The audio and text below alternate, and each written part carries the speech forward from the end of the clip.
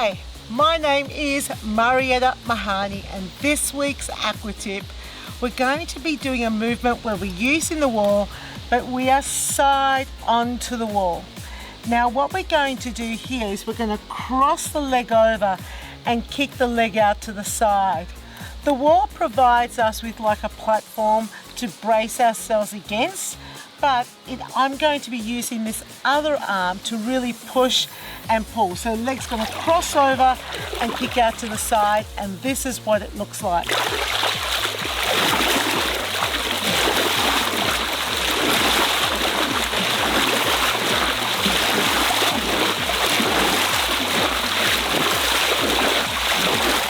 So it's a hopping motion. I'm hopping up and down on my stable leg, the one that's down here, the grounded one, and I'm kicking out to the side.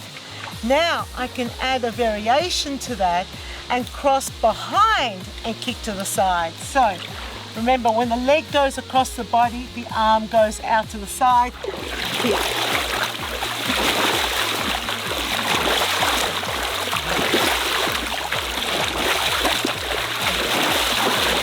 And what I'm doing is I've got my fingers open and I'm just dragging it through the water. You should see that amount of turbulence when you've got your class doing this. So I did one with a foot crossed over in front, and then one with a foot crossed behind and then to the side. But now, yes, you've guessed it, combination time. So we go over, back, over, back. Over, back, over, back. Now, you've got to ensure that they bend the knee as the leg goes over and they bend their knee as the leg goes to the side. Now, the key thing here is the arm action. And the arm is going the opposite way to where the leg is going. And that's always a real challenge, especially when the leg goes behind the body. Some clients sort of end up with their arms and legs going the same way. So there is a little bit of a coordination thing here, which is fantastic because it's good for your brain to do things that mentally challenge you. So nice little combination, one to the front, one to the back, and then one on each side. And then of course, you get to repeat the whole thing on the opposite side. Great cardio. That is this week's Aqua Tip. Now, what I'm going to do is I'm just using the frame to be my wall. Of course, you don't need anything really. You can just place your hand on the imaginary wall or grip the imaginary bar, depending on what your clients have at the pool, and then you demonstrate the movement. But it does make it easier if you do grip onto something. And of course, you want to be facing your clients and doing the mirror image. So if the wall is on this side, then they place this hand there. You don't do the opposite because otherwise it can be confusing. So I'm going to just grip the frame here, and then you're crossing. Now, the position that you start in will actually be important for you as an instructor to make sure you get your coordination right. So I always like to start with the leg crossed over. That's my starting position.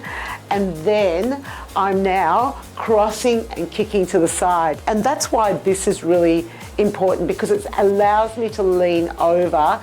And you do want to get a bit of a lean. Just remember, you need to overly exaggerate things for your clients, especially if you've got them all up along the wall and the last person is way back in the distance and they're not going to see anything. So I always position myself in the front, wherever that is, of the string of participants along the wall. So hand here, cross, kick, cross, kick. So then I would outline and I would point at my fingers like this and do a circle to spread the fingers out wide, and I'll hold the arm up and just do like a double movement here so they understand. And then I would demonstrate again and then talk about how it's a full range motion. So I'll run my finger up along my arm to demonstrate a full range motion. And then the next thing I'm going to do is make sure that your arm is in the opposite direction. So show them a position here so they understand that they're going the opposite way to where their legs are. Then you've got time to teach the leg action. The arm is really important, and I'll go there first because it's what's going to drive the body through the water and create that turbulence and it's really effective.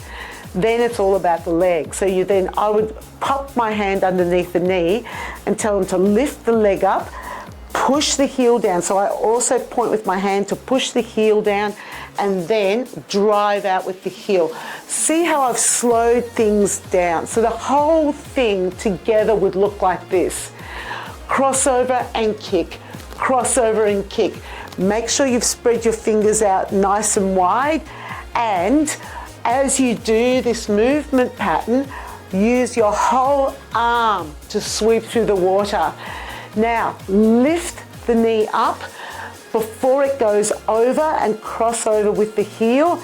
Lift the knee up and push out with your heel, making sure that your arm goes the opposite way to your leg.